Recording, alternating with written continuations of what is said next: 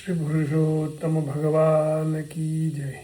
नमोऽस्त्वनन्ताय सहस्रमूर्तये सहस्रपादाक्षिशिरोरुबाहवे सहस्रनाम्ने पुरुषाय शाश्वते सहस्रकोटियुगधारिणे नमः। तो पुरुषोत्तम मास की कथा में भगवान को सबसे पहले प्रार्थना की। अब कथा को आगे बढ़ाते हैं। कल कथा में मलमास वैकुंठ तक पहुंच गया और वह भगवान से कहने लगा कि मेरी बहुत निंदा हो रही है, इसलिए मैं यहाँ आपके पास आया हूँ।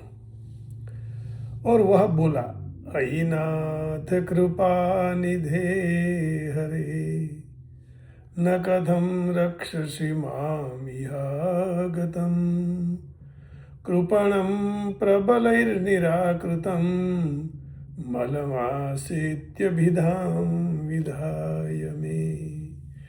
मुझे मलमास कहकर ये कृपण लोग मुझे भगा रहे हैं, दूर कर रहे हैं, तो मेरी रक्षा आप क्यों कर नहीं रहे हैं? आप तो दयालु हैं, कृपालु हैं, सारे जगत की रक्षा करते हैं, जय जगदीश हरे हैं आप, तो आप मेरा कल्याण कीजिए। अब देखो, मलमास भगवान के पास हल्के से भगवान को ठपका, गुजराती में ठपको के ने, भगवान से लड़ रहा है कि आप कब के मुझे सुन नहीं रहे हैं, तो मेरा कुछ सुनिए, मेरा कुछ अच्छा कीजिए। क्योंकि शुभ कर्माणि त्यक्त जनैः, शुभ कर्म में मेरा संपूर्ण त्याग किया गया है।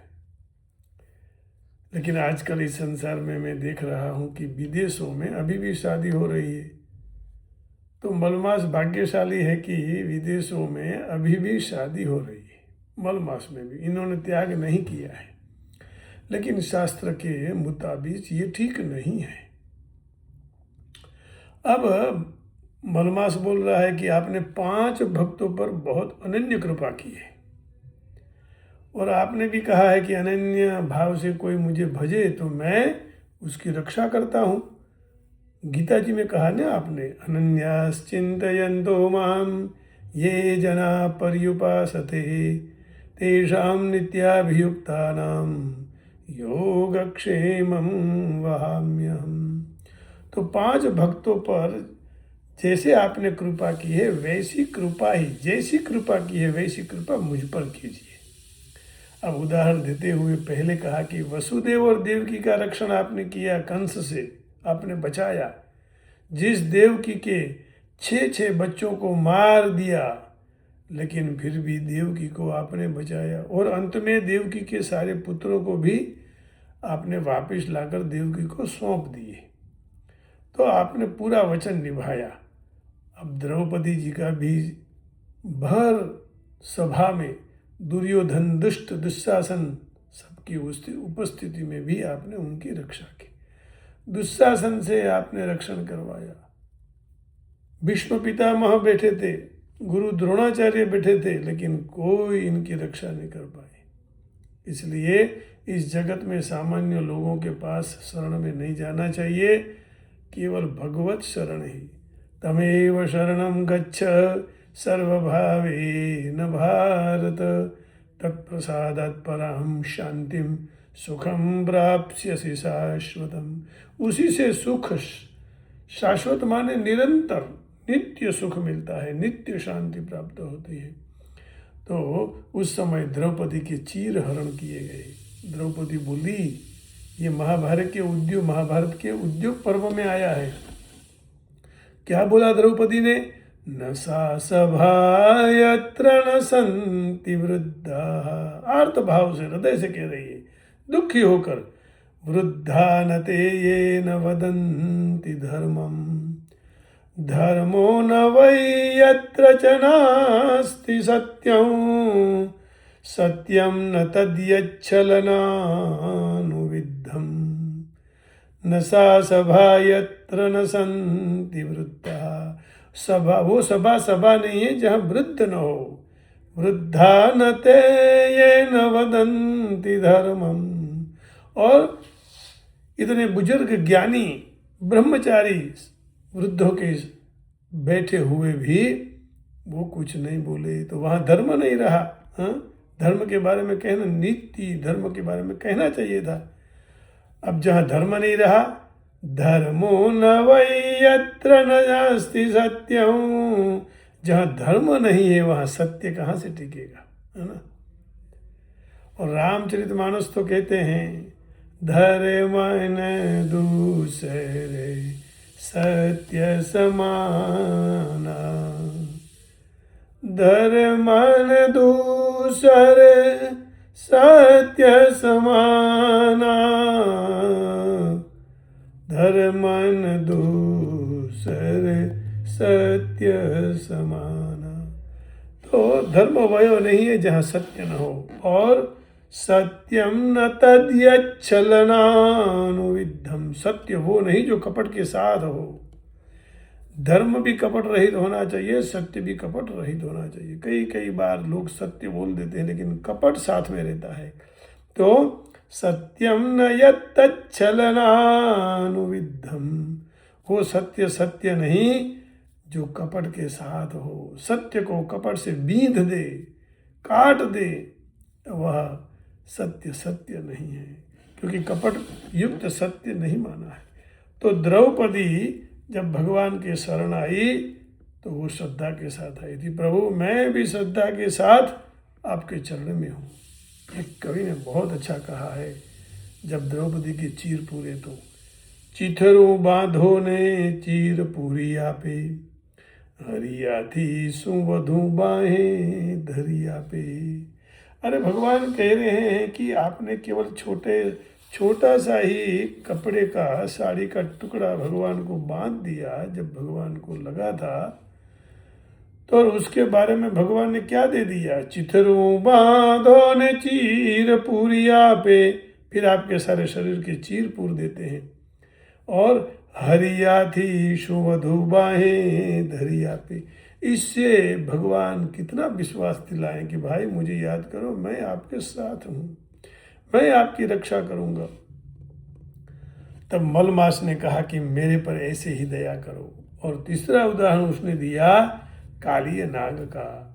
पशुओं को, गोपालों को, यमुना को विष मुक्त किया, जहर से मुक्त किया, कालिय नाग के जहर से मुक्त किया। वैसे मुझे भी प्रभु इन जो दुष्ट लोग हैं, जो मुझे मलमास कहते हैं, उनसे मुझे मुक्त कीजिए।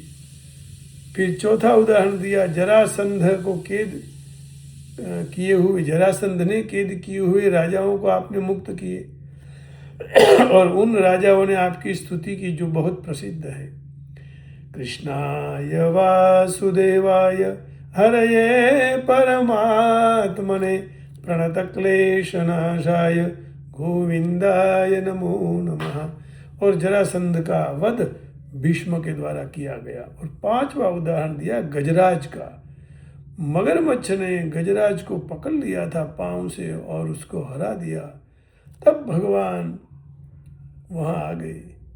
ऐसे सब कहकर गजराज की भी रक्षा की, गजेंद्र मोक्ष हुआ। उस कथा में नहीं जाएंगे। तो उस समय मलमास की आंख में आंसू आ गए कि प्रभु इन 5 भक्तों की आपने रक्षा की, ऐसे तो सब सारे भक्तों की आप रक्षा करते हैं, तो मेरी रक्षा कीजिए। तब प्रभु बोले, वत्स वत्स किमत्यंतम दुःखमग्नोऽसि संप्रतम एतादृशं महद दुःखम किम ते मनसि वर्तते। हे वत्स, ऐसे कौन से दुख में आप मग्न हो अभी? आप मुझे वह महादुख बताइए, तुम्हारे मन में क्या है? भगवान कहने लगे, त्वामहं दुःख संमग्नम उद्धरिष्यामि मा शुचः, न मे शरणमापन्नः पुनः शोचितुमर्हसि। अरे आप ऐसे कौन से दुख में मग्न है? अहम माने मैं आपका उद्धार करूँगा, क्योंकि तुम मेरे शरण में आया है। जो मेरे शरण में आ जाता है उसके लिए फिर शोक कभी नहीं टिकता। और भगवान गीता में भी कहते हैं, क्षिप्रम भवति धर्मात्मा शश्वच्चान्तिम निगच्छति। धर्मात्मा बन जाता है जो शुद्धात्मा बनता है, जो शुद्धात्मा बनता है, जो बुद्धात्मा बनता है, तो वह भगवान के शरण में जाकर मंगल को ही प्राप्त करता है। मुक्त हो जाता है। भगवान ने कहा न मे भक्त प्रणश्यति, और ये भी कहा कि ऐसा भी भक्त मेरा हो, अपि चेत सुदुराचारो भजते माम अनन्य भाग साधुरेव समन्तव्यः सम्यक व्यवहितो ही सहा। कभी कभी अभी गलती होने लगी है, पता नहीं, ये कर्म के सब दोष हैं। तो अपि चेत सुदुराचार, कितना भी दुराचारी हो लेकिन अनन्य भाव से मुझे भजे तो वह साधु ही मानना। सम्यक व्यवहित, वो कम से कम आ तो गया चरण में, उसने स्वीकारा, शरण में भी आया। और भगवान ने कहा कि हे मलमास, वैकुंठ में न शोक है, न मृत्यु है, न वृद्धा अवस्था, तो तुम्हारा दुख क्या है वो मुझे आप बताइए, कहो। तब मास बोला न मे नाम न मे स्वामी न हि कश्चिन् ममाश्रय तस्माद् विनष्टुमिच्छामि नाम जीवितुमुत्सहे। अरे प्रभु, ऋतु के, मास के, आयन के, सबके स्वामी हैं, मेरा कोई स्वामी नहीं है, न मेरा कोई नाम। अब नाम के बिना मुझे कैसे लोग बुलाएंगे, नाम तो होना ही चाहिए। जैसे बालक का जन्म होता है तो सबसे पहले नाम दिया जाता है अन्नप्राशन करवा के। तो कुजीविताद वरम मृत्यु, ऐसे खराब जीवन जीने से तो मर जाना अच्छा है।